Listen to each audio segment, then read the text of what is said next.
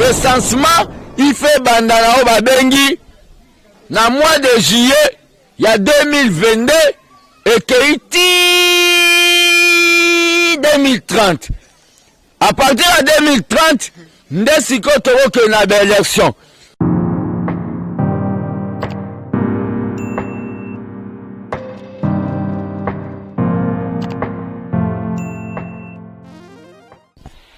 Ah oui, merci na fidélité na bino sur Tindika bon messana kotala biso partout à travers le monde déjà que notre na ba province a Bokomaka na Lubumbashi partout bozo komela biso bikeno ya next topic en tout cas tout c'est plaqué biso pour tout ba information surtout à bo comprendre déjà décor place ni toza a bo monde déjà décor oyo hello ko takolo bezate tozala na fils mukoko garder temple to sonner masolo et belé masolo ta limboka pe silence na ye batebela bane ko mona na te yango to sali effort to ko lukai a to kiti déjà na base na déjà trop solo na bo comprendre des place ni toza mbote mwana mboka fils mukoko ouais mbote tindi mbote stopira tindika super journaliste. Tout le monde quand même qui obéla qui évolution c'est quoi comme na niveau ni tout le monde peut kiti ata il peut déjà au kiti makasi. Ouais, babi tout homme a belaka na belaki o babengi maladie indigène ya Congo maladie o babengaka mbasu babwakela nga mbasu mais par la grâce basimba ekako balobi nzoto mais basimba molimo te nazo remercier déjà batutu de loin ou de près o bachanga na mabondeli. Ça m'a démontré que je n'appartiens pas seulement à une famille moko, mais j'appartiens à une famille qu'on appelle Congo.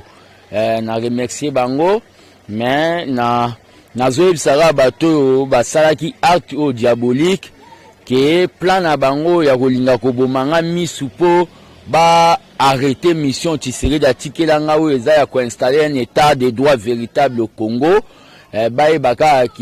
Tout ce qui est révélé est déjà condamné. Dans quelques jours, si j'ai fini mes soins, nakosalo va venir rentrer politique avec force. Rentrer politique avec force. Fils mukoko tout le monde malade au moi garage silence bana soko yo kanate tout le monde soko topé ABT armée de Batista Tshisekedi c'est comme si puis moi ils a kufa ou beza toujours comprendre sur position pena bien té. Ouais, non, stopper au moins silence nanga pendant un laps de temps. Et elle a eu d'abord pour ma raison ébélé. Et elle a eu parce que j'étais incompris na masse combattante na optico nga na monela maram. Nga na loba que mariage entre Biso na Kabila et ça mariage Angelou na démon et ko simbate. Ba tu ba comprena ngate ba benga nga muta désordre. Nga na loba ki ke on ne peut jamais abandonner la rue, c'est-à-dire marche, parce que tous as faibles na babengi parlement pe na sénat assemblée provinciale. Batu baloba nanga to komi na babengi pouvoir, ça ne sert à rien, tout ça la marche. OK, baloba que la rue c'est la plus grande institution au peuple. Dans la rue c'est la plus grande institution, c'est-à-dire tozanga une majorité na niveau ya parlement, na niveau ya sénat parce que Kabila avait compris que candidat na bango Emmanuel Shadari azalaki babengi maillon faible et en plus Emmanuel Shadari Kabila pesaki 300 millions de dollars na idée à ça la campagne alia kango dans azalaki déjà babenga rabi pola. Et ils ont planifié avec leur caporal Nanga, Corneille Nanga, qu'au tricher l'élection. Ils sont allés devant le peuple, dans le système, il y a multiplication des faces. C'est-à-dire, bah, face cachée, oh, bah, il y a le peuple, bah, bah, B, na souka, peuple a voté, na idée que, biso to zala na mbongo te, poto sala 36 ans ya combat, peuple a zolo, bah, biso, poto voter au fils mukoko, au relieu sa bisonine. Ils ont donné une certaine majorité. Mais, quand j'avais dit que nous devons faire ce que la majorité populaire, à cette époque, moi, les gens ne me comprenaient pas. Je devais normalement garder silence. Et silence, et aujourd'hui, dans d'autres choses en politique, il faut laisser le temps au temps. Donc j'ai laissé le temps et le temps m'a donné raison. Je remercie Etienne Tshisekedi inspirant des fois Makamwebele. Et à part ça, silence nanga na moment oyo côté ABT, nous avons tout simplement respecté mot d'ordre de la président de la République oyo ezali à batutu bazala confiné pour la pandémie Covid-19. To respecter maloba ya Fati, armée de bâtisseurs tisseredistes eza moko ya association na kati ya UDPS, c'est un mouvement politico-social to lobaki que te suspendre dans l'activité. Je profite de cette occasion pour la goyebisa na batu dès que déconfinement et que comme total, dès que déconfinement aux à la totale, donc nous allons redémarrer. Donc je profite de cette occasion, comme je disais, pour lancer appel à Batutu, un espace national dans le Congo profond, que prochaine, donc dès que bako déconfiné par le chef de l'État, toujours relancer l'activité armée des bâtisseurs tissekedistes en sigle ABT, tous à peine a besoin de combattants dans la diaspora pour représenter Bisso. Bisso l'armée des bâtisseurs, on est là pour soutenir le président Félix Tshisekedi, on est là pour soutenir l'UDPS, mais non dans le fanatisme. Dans Nasukalé, on peut sa numéro, tout bazin intéressé, Benganga, l'ABT existe, l'ABT existera toujours au sein de l'UDPS, donc c'est tout ce que je peux dire. Mais fils Mukoko, toujours par rapport à Yomo Kavato Kota Massoeta, l'actualité politique, tout le monde est fils Mukoko malgré malade, mais fils Mukoko moi, qui tapait comme même à niveau parti, à niveau, il y a Yomo point n'était que moi réconciliation, mais gros ça la manakati, il y a parti, que le fils Mukoko a l'oka quand même, autorité, il qu'on a parti, bon vendre na sibo box, ma rapport, toujours moi déjà guerre aux autres qui n'a politique, tout le monde est matériel, la Muka Bimaki, FCC Bimi, Binou côté, il est pas Bimaki, mais fils Mukoko n'est pas comme Bunga, c'est la scène politique, n'a spectacle, tout le monde a la terre sur Kiti. Non, le problème est que na bungite na kiti pete. Ozo comprendre na zunde beaucoup de jaloux. Ozo comprendre. Ouais, beaucoup de jaloux na zui bango. C'est tout à fait logique hein. Ceux qui olingi ozala grand homme na vie, il faut s'attendre na ba jaloux. C'est tout à fait logique. Na zunde beaucoup de jaloux batutu ba olinga ba comme fils Mukoko. Mona ate des fois na YouTube mutumso asali émission na e oliata atake tibwa bwale fumbwa tondakala ogagala fils Mukoko a trahi. Mokuti azoloba makambu misusu. Mais nga jamais na sina sala émission na bando beta kombo ya mutu monga ba kombo na beta la stopira eza ba kombo ya bambemba bakatumbi ba muzitu ba fayulu bakabila ozo comprendre nga batonga na beta bakombo j'ai pas le temps ya obeta bakombo batu misusu ozo comprendre batu misusu bazwa nde temps wana po batala ifatanga kombo nanga mais koyeba ke naza na sainte ça tombé le 9 j'étais déjà malade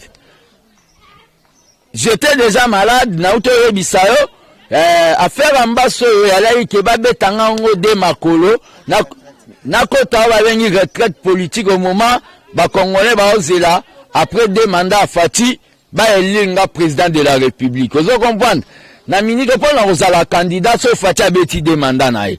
Donc je pense que na minute ndenge zawana nazala quitté le 9 mais tant que combattant jusqu'à la mort j'ai eu à lancer mot d'ordre et à remerciement na ba combattant nyonso babimaki. J'ai remercié le président AI Jean-Marc Kabound et le secrétaire général AI Augustin Kabouya pour la mobilisation monstre basalaki na cadre wana. Donc le problème ezalaka ben compréhension le retard là sou ya comprendre vision nanga nde ezosala là sou batu ba interpréter que tozala kati ya conflit to nini na kati ya IDP singa famille benda ka mekata na raté.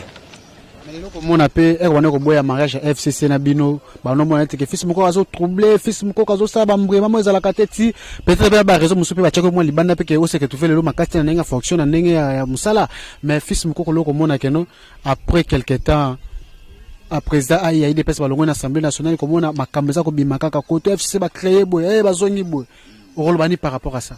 wakolongola Jean-Marc Kabou na bandi na nango nde balongola kie na poste wana eza plan o FCC salaki elambi biloko epesi o babengi parti na bango allié ya MLC epesi bango à travers député na bango Jean-Jacques Mamba asala motion biloko wana elamba mai na Kingakati ozo comprendre balongoli nani o balobi nani Jean-Marc Kabund mais ils ont dit toute une planification. Cela a prouvé à l'opinion nationale et internationale que MLC, il y a Jean-Pierre Mbemba, ils ont la partie au Babengi tremplin pour la gossa la peuple mabé à la Congo. Tout le monde a mambo belé au MLC sala, mambo belé à balwa nani sakatana dans balwa na minaku. Koto bazaï ba soutenir yango babilo mo boye MSC salaka même bébé mo ya 5 ans akoye baraka eza parti mapasa na pe perdre donc mais pona woloba makambu o lobi nini par rapport ya kolongola Jean-Marc ne makambu surtout le kaki na nini na kasi assemblée nationale lelo oyo moni ba pesio réseau bende non pona kolongola Jean-Marc moi je n'ai jamais combattu pour balongola Jean-Marc les gens doivent comprendre Nana Jean-Marc toalaki nde na oba bengi nini oyo divergence des idées si oba bengi azel yemi na ngate tozana même adem tant que des fils politiques ya oba bengi Tshisekedi Etienne. Je profite de cette occasion le ko les journée des parents na yebisa na batutu o bazolandanga ke Naeb Sabatutu que Naeb s'appelle à Tshisekedi malgré hasard au-delà que nous allons continuer le combat jusqu'au bout jusqu'à ce que Congo Kulatama bilamba ya sika. Tozonga masoleza l'actualité au izole kamikolo trop na internet et na réseaux sociaux par rapport à matinée politique moleka qui na parti na bino IDPS. Ba moni CGAI alobi que non élection en 2023 kozalate. Bon, il faut que en 2026, il faut que ça se mette à matolani, si on a idée pour parlementaire de Bazolo Bakeno, bon, Landaka quand même rythme au Kabila Salaki, Kabila Zoaki, des amis de football, à 3 ans les choses. Et là, on va combattre pendant 37. Bon, on a même Masolo, on a les choses au moins en Boka Mukoko. Ouais, question n'a un peu en multiforme, c'est plusieurs questions. Question n'a un peu multiforme, c'est plusieurs questions. Na minute na zolo banayo, ezake Kabouya n'a jamais tenu au Babengi. Ba propos wana au moment ba lobeleka lobi Kabouya azalaki na o babengi Kabouya azalaki na tombe akenda kotala ba parents na ye mais oyebi chaîne wana ekomi makambo wana chaîne na ligne ezali c'est news ya mutu moko na mona ke comme ça ya ami mona ka monsieur le savoir na kotanga komonete bato bazui succès na émission ya Serge Kabongo. Oh, donc, bateau va succès une émission Serge Kabongo ya kiosque. Chaîne nae est commis makambouana. Yo okutanga na palette. Même chaîne kenda suko komagenga fatia zwinga charge pour na ba soin na kende poto na ade na poto. Même chaîne koma ke ngande bazalo banomanga chargé ya logistique na présidence. Kaka chaîne wana. Donc, nous sabatu bo se déconnecter na chaîne wana, et za chaîne moko babengi ya lokuta et créer d'information pour lobby YouTube futabango. Donc, pour la mambo Kabouya dana ko répondre bon lobby siko nini par rapport au système au Burundi ça pendant 37 ans que non Kabila banako respecter constitution. Comment peut bande comme soupe dans la vidéo bande comme soupe ya IDPS bazolo ba que non élection aux années 2023 des abongo to ça quand même système au Kabila ça qui pendant 2 ans. Biso beto kota na miloko wana recensement 2026. Non, Kabouya lobaki na ngote. Mais ngana zo loba boye. Ozo comprendre? Ngana zo loba boye. Kabouya lobaki na ngote mais na zo loba boye. Élection et au salama na oba dengi 2023 ndenge constitution et lobby. Mais biso lokwa tokoti na bukonzi. Toza bato babengi état de droit bato balingi organisation kota na Congo bato balingi Congo ezala na balobi na exception imbécile te. Avant les élections, il faut que ça le babengi recensement. Stopir, est-ce que yo linga na élection na biso Éthiopien ya ko voter? O linga na élection na biso Soudanais ya ko voter? C'est que il faut que ça le recensement na mboko de porte à porte pour toyeba qui est congolais, qui l'est pas. Nani aza mutu abandundu, nani aza mu Congo, nani aza mu Swahili, nani aza mu Ngala, nani aza mu Luba. Tout ça le babengi kiyungulu ya identité. Mais l'élection là, recensement tellement vous allez de porte à porte, il faut contrôler Congo dans 9 pays limitrophes et qu'on soit biso. Nous avons proposé tellement couronné et qu'on retardé programme ya gouvernement. Recensement, il fait bandana au babengi. Dans le mois de juillet, il y a 2022 et qu'il 2030. À partir de 2030, nous avons que na élection. Même ma gambo rolobake biso do mo ngato vanda na bukonzito longwate. Nazo ebate so bata PPRD. Bazwaki constitution bango babetelaka to le papier hygiénique babwaka ngo na WC. Batelemela biso leloko moko bakanga biso kleboa ezalaka oyo balobi le président être en fonction jusqu'à l'élection du nouveau président. Article 70 alinéa 2.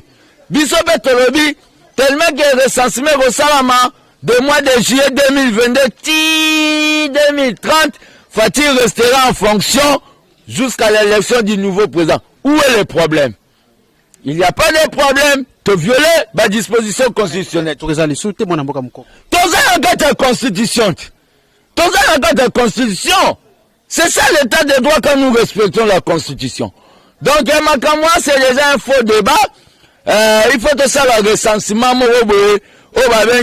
de profondeur pour qu'il n'y ait pas des infiltrés pour voter comme ils ont eu l'habitude de le faire depuis 18 ans. Mais moi na mukoko kabila tema sala recensement botali bateli boso boya ki bitoko kelema pona mikaka bongo mais le komi to komi ko kende bo komi ba bande so pesa raison que ne faut recensement zala o corona pe bloquer makambo belé malgré comme sur raison que les États-Unis zo poussa pe ay ça que na Congo pe élection ko zala te. Non biso to kabila te pour comparer biso to kabila te kabila to boya ki asa recensement pour linga ko tsaba Tanzanien na ba Rwandais fatiaza Congolais. Papa la bango toyebi avant na limité, maman la bango toyebi. Ozo comprendre, ba tante ba onklelette, ba toyebi bango. Ozo comprendre. Fati, ozo comprendre. Fati za Congolais, tout le monde a des places à go que ne ko exporter les biso, a même la biso ba Rwandais morobo, ba ya wapo enrôler bango. Mais Kabila yebi ke azamutu mo ya ba nationalité mo keba douteuse. Vous comprenez? Yangonde sikoyo to boyaki ya sa recensement pour ko benga pe ba cousin mo ya côté ya Tanzanie ba ya kokota na ba camion grand car bazwa ba carte d'identité. C'est tout à fait logique. L'unique pays au monde au peuple azanga carte d'identité ezaka au Congo. C'est bizarre. Peuple a défali pati lelo ya 200. Azape na nyongwa mapa. L'unique pays non recensement et salama il faut soit tawana si to délivrer ba carte d'identité na on a élection ça en 2030 donc là il n'y a pas débat. Tout ce qu'on a fait par rapport à monter koleka ah to moni John Numbi kuna banumeso te ko salama a compliquer kinanu a compliquer le lope comme ce côté la kama konzambuka John Numbi ezani ni pona moi les kanisiwana. Bon, John Numbeza bato bazo rêver que toza lobby hein.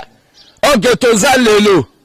John Numbeza muto lelo ayeko loba makambu mo que yende acteur de la réconciliation et de yende acteur de l'alternance. Yenda evita biso makila na mboko. Kabila yogi mangam John Numbi lobby abo yende père de l'alternance. Il faut s'occuper nae. John Numbi azolo bagaya sala mingi po kimye kota na mboko. Mais nga tant que fils mukoko mwana Tshisekedi o babenga l'élève dispense sentinelle de la République gardien du temple. Nazolo ba tout simplement boy. John Numbi toyebi azao babengi vrai actionnaire na babengi insécurité na Katanga. Baka eza ba combattant UDPS oyo bamona bango na mai babwaki bango. Ozo comprendre? John Numbi ndenga azawana aza mutu moko abomba Gedeon Kyungu oyo alingala sala sécession na Katanga. Azali a mutu moko d'abord azobosa kaza na dossier moko boye ya Shebea. Ozo comprendre? Dossier ya Shebea azobosa un peu le ministre de la justice na bango tosi to déconnecta to longola e. To go taper dossier na Shebea na mesa. Azobosa nango. Mais koboya ne ya osala remise et reprise pour nga nazomona ngo eza non événement. Nazomona John Numbi koboya osala remise et reprise eza non événement. Aza na dossier moko te ba dossier aza nango ezaka ya ba crime. Muto ba nommé akende ko kota abani ko sa musala. Vous comprenez? Dossier nini que c'est pas John Numbi na ferme ni. Mais qui te so azo sala nazo yebisa John Numbi tout simplement ayeba ke Fati Azao babengi le chef suprême des armées. À cause de déplacer tout, à cause de déplacer ba soldats tout en mutation, ndenga lingi pour aider le chef suprême des armées. Mais John Numbi le ko azo s'entêter kiteti ebomisaka. Ata l'exemple en Masana yo babengi so Delphin. Akoya ko se suicider. Kiteti wana nga azo ba président de la République, so John Numbi ate kiteti a matiseli ba mig na be hélicoptère ba kangé na ferme na ba memie na Kinshasa aya osamba makambo ya Shebea. En tout cas tozo kene malembe na fait entretien mais fils mkoto na par rapport ya makambo ya to susa makambo réforme na makambo dialogue so beta masese to mona ba va ba police ba zo lokelo ko mo salama mais pour la réforme ya Seni to moni ba kende ko tala jape be ba tondika ba zo ke ba député wana est-ce que ba zapena ba nana mandaté ba pona ba sala ba biloko wana. Tout Congolais a causé la initiative ou a monnaie salvatrice pour n'amboka nae. Mais ma kambuya réforme à Seni, nous sommes tout à fait d'accord, on doit réformer Seni, il faut pas auditer yango. Basoma ba machine à voter awa, basala surfacturation, to sommet en montant tel, il faut pas vérifier. Il faut pas vérifier ba personnel, il faut pas vérifier Seni mobimba banda likolo tinase. Vous comprenez? Wana déjà un. Ba proposition à bango, oh ben élection za que ba gouverneur ba comme kozala élu par le peuple. Wana moi je suis d'accord que makambu ba provincial ba votera ba gouverneur ba longola parce que ba gouverneur ebele ba bima azumbongo la kingakati a corrompre abimi gouverneur.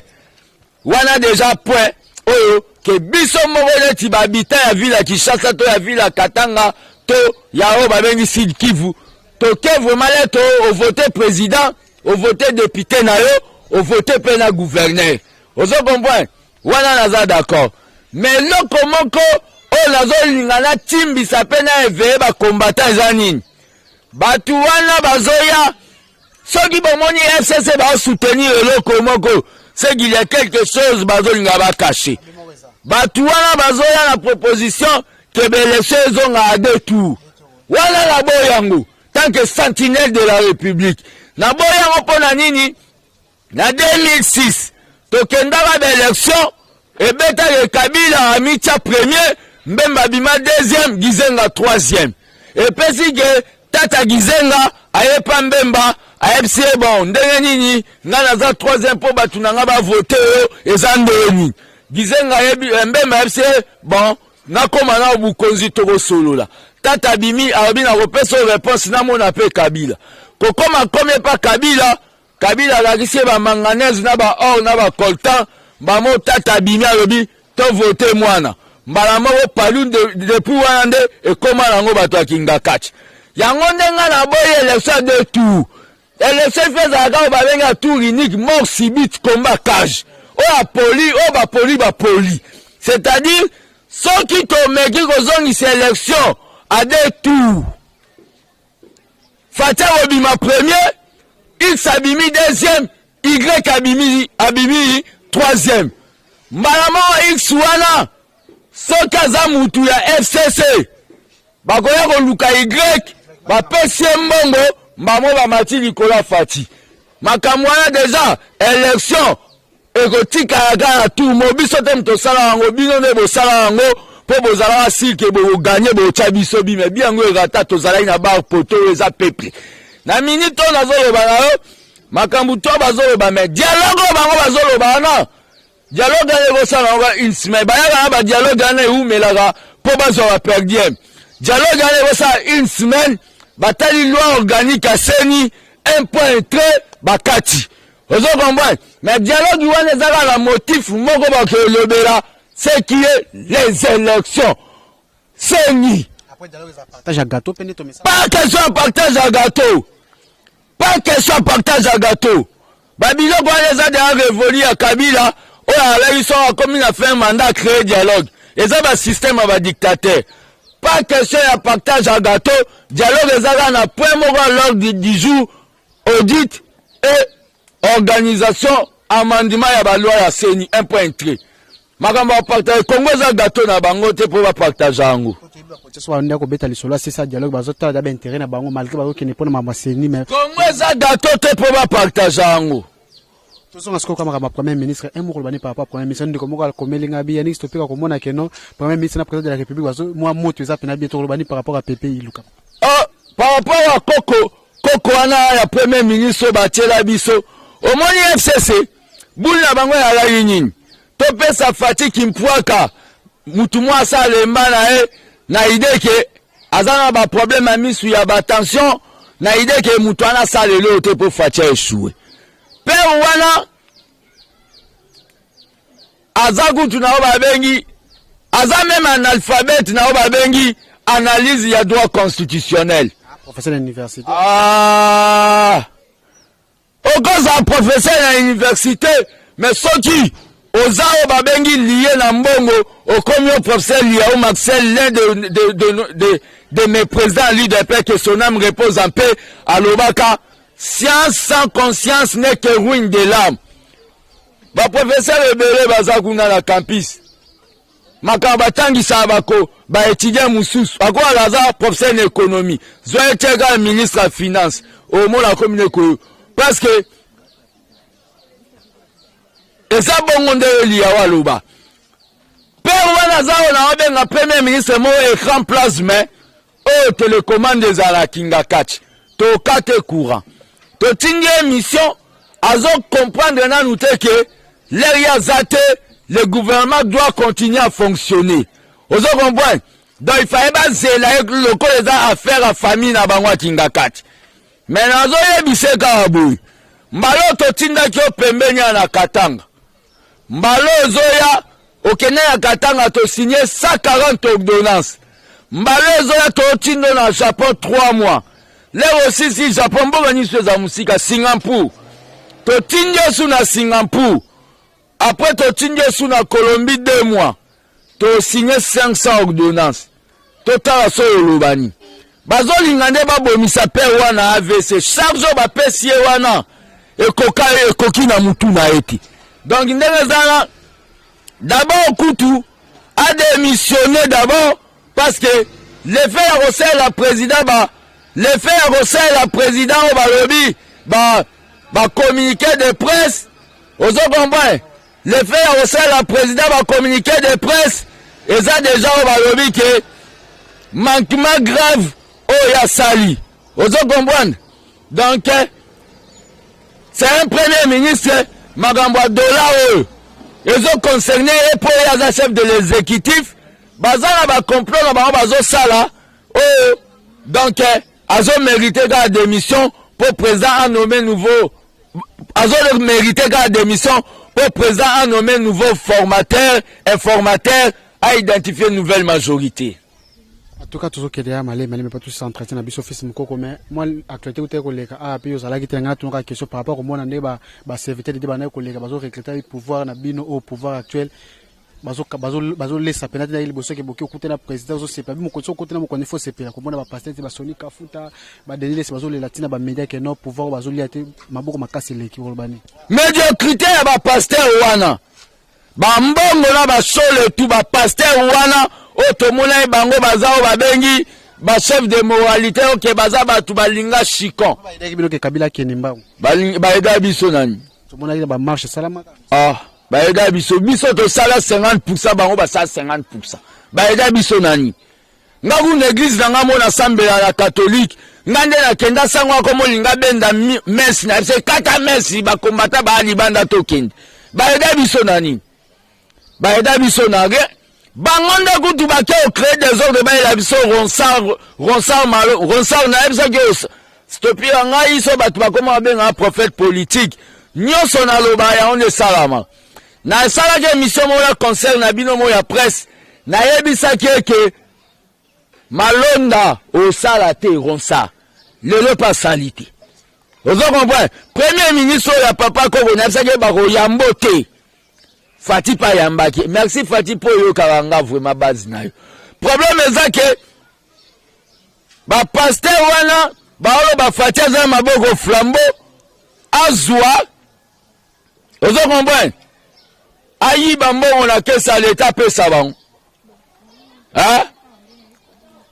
Oh. Ayi donc ayi bambo tala ba pasteur baza ba tomatolo. Ba passer na moni ku ba legi ata ba musicien po nazala master na moi musicien héritier Watanabe yegutu moi kabela nga bala ozo bomba mais ate kutu na ko lobake ba pasteur misusu bozo le kapé na TV boyo ba fatia za mabogo flambeau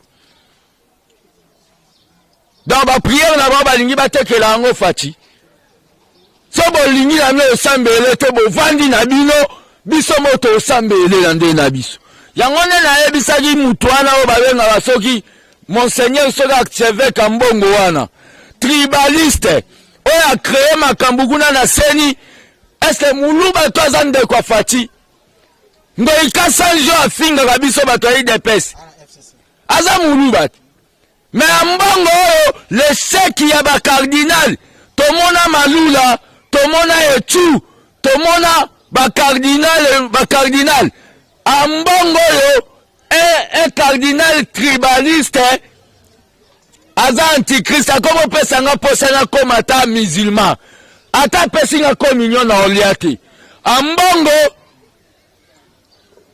autorité morale ya lamuka eza mbongo un tribaliste amemi tribalisme même l'église pape Mouto oche cardinal a opanze l'église. Le problème ezali bisone tozaboye ozo comprendre. Bango balingi toyi bambongo leta yango nde nazoyembela banzembu mwa papa wemba. Elongi ya Jésus bakolata po baluka kambombo. Elongi ya Jésus bakolata po baluka kambombo. Balaki elongi ya Jésus na kati baza bankosi. Totimbeli bino pe bolongola na mtu na bino ke c'est société civile égale confession religieuse. Na réforme mba po balasi ba batambongo. Na réforme vometo zo mutu mo netre. Asala sona ba PNID, asala sona ba OMS a démissionné to azwa retraite, mazana na ba capacité to tienet. L'église ba faillir déjà, ba ela biso malumalu. Baela biso ngoi nani oyo nani ngoi mulunda malumalu trise ngoi mulunda trise corne nanga ku kapo wala kinga kati lelo balingi baela biso ronsa to boma kam na bino wana boto évangile na bino yezo atambola likolo ya mai pe biso tu toyeba atambola likolo ya mai boza suna likambo ote ya biso te.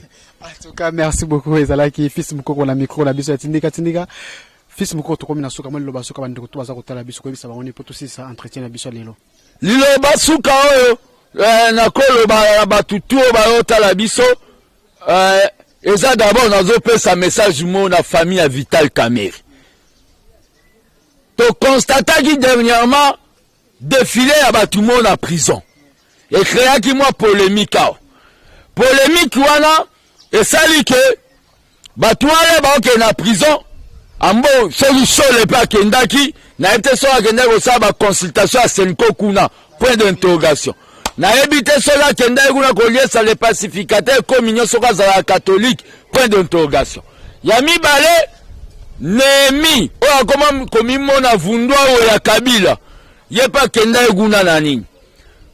Personnellement analyse na ngeza nini Kamera azalaka na PPRD atika pe ba camarade kuna bakoki etala ye. Mais na minute o Kamera aza na place mona 4 murs en détention. Vous comprenez?